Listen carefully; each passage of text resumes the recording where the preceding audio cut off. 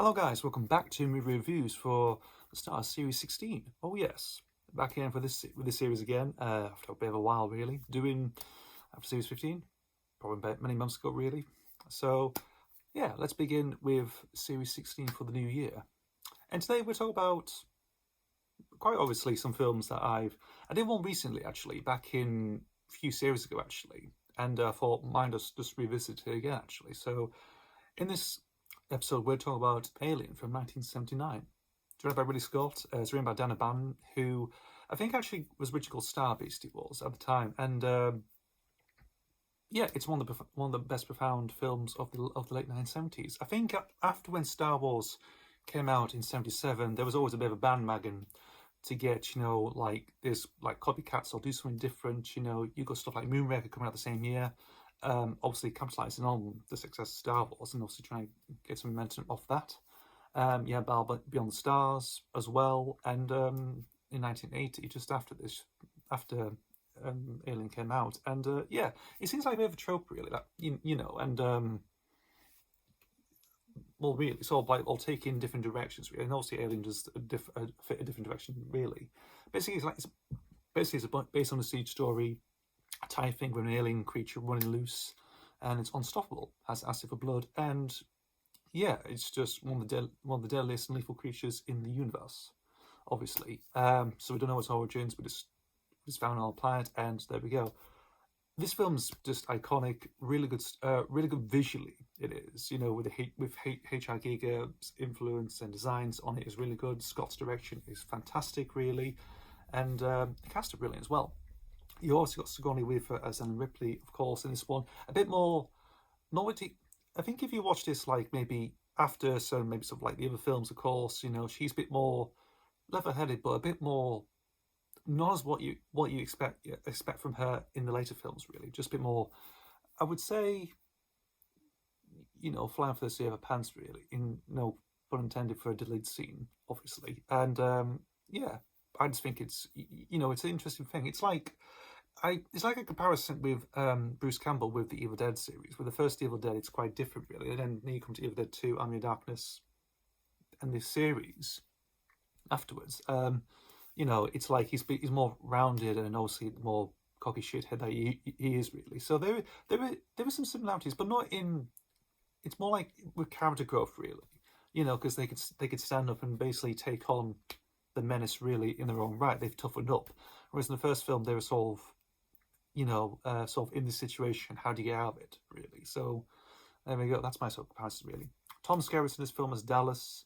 You've got Yaphet Kotto as Parker. You've got Harry Dean Stanton in this as well. John Hurt, the late John Hurt, in this one as Kane. Veronica Cartwright's in this, and you've got Ian Holm as the android Ash.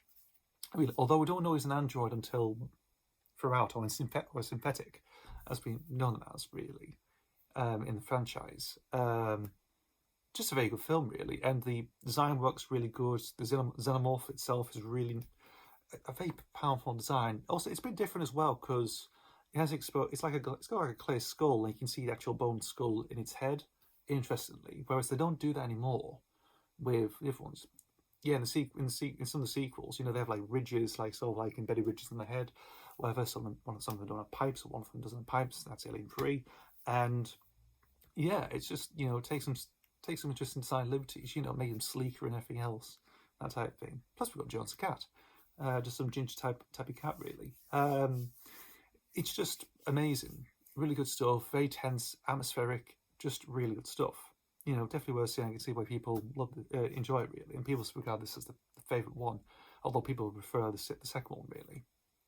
So, indeed, there's nothing else to say. Well, actually, there's something else to say about with Jerry Colson's score. Yeah, it's good. There's some good motifs I like about it, and stuff. And when the atmosphere and the tension gets up, it's again really good. It suits the film, really. Just over times, I don't think it's one of my favourite scores, really, to do with the Alien franchise in general. Really, I would say I think some of the other ones do better and actually do ramp the tension up, of course, and do something completely different.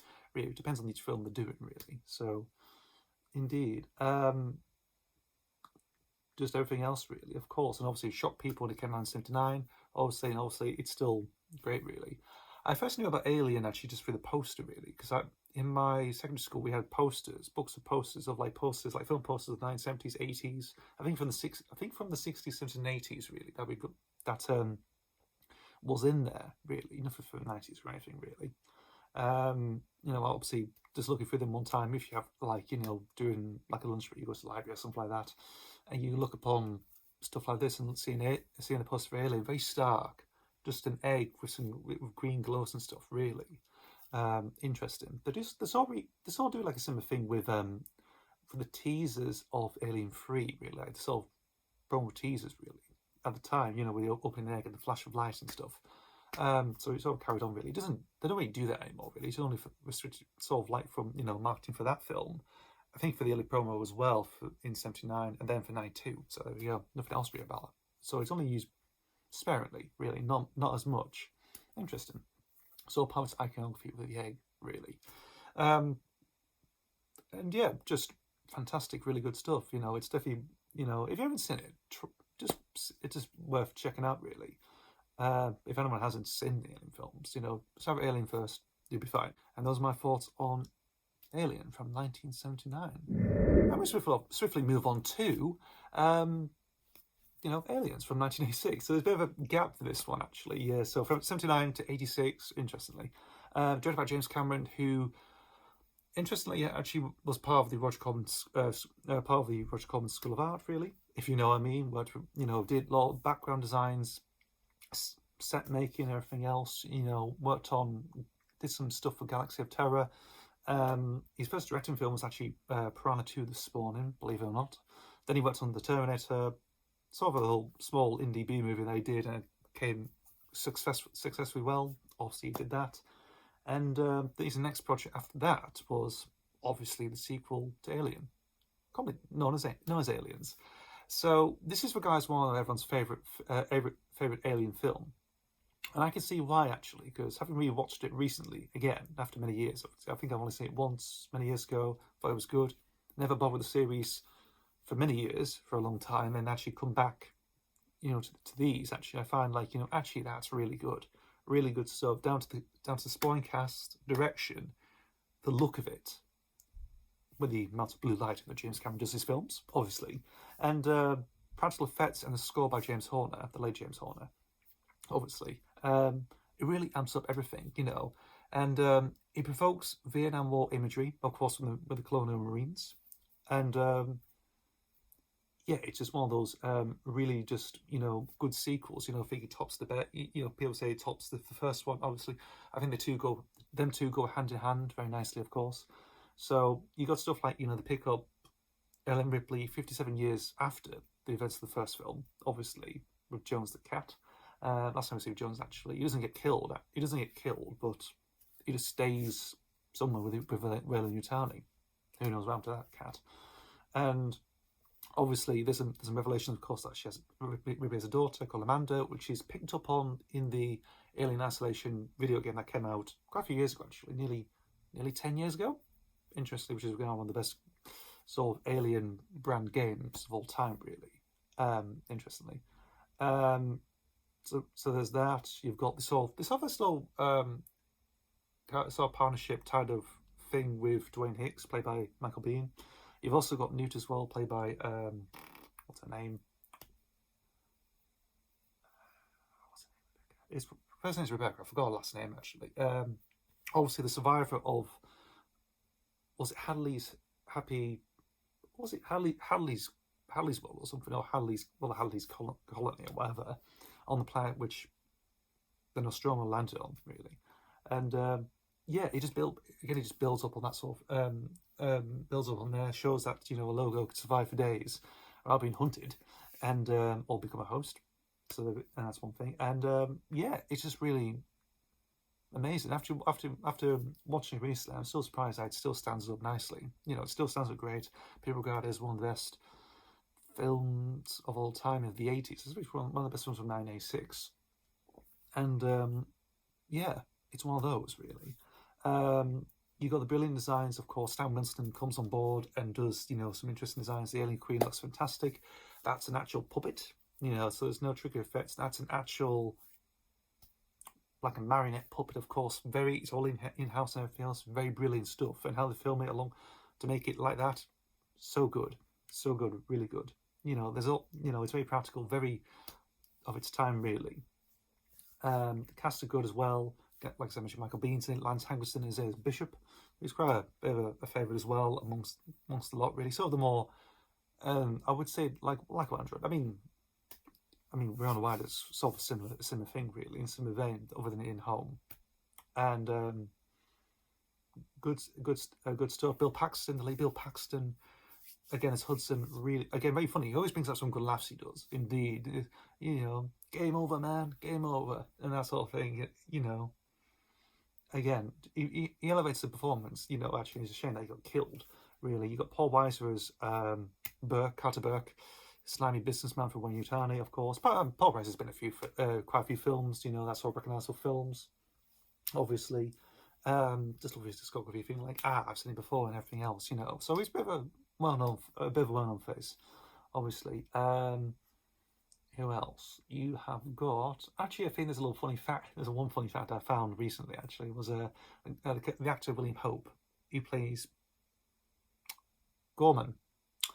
I think it's Gorman. Actually went on to voice a couple of characters for the Thomas and Friends TV show when he transitioned to CGI, actually. So he's one of the voice actors on there, feeling like, oh, okay, that's a bit of a weird thing. You know, you come from stuff like Aliens to that. It's like, okay, you know, maybe some other actors who might have done some interesting stuff in their time before coming to that show.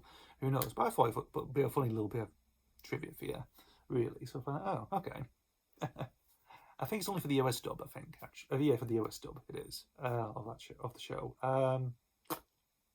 Yeah, it's just mind blowing stuff, of course, and yeah. I just give it its praise. I just give it its praise, really, just praising the hell out of it, really.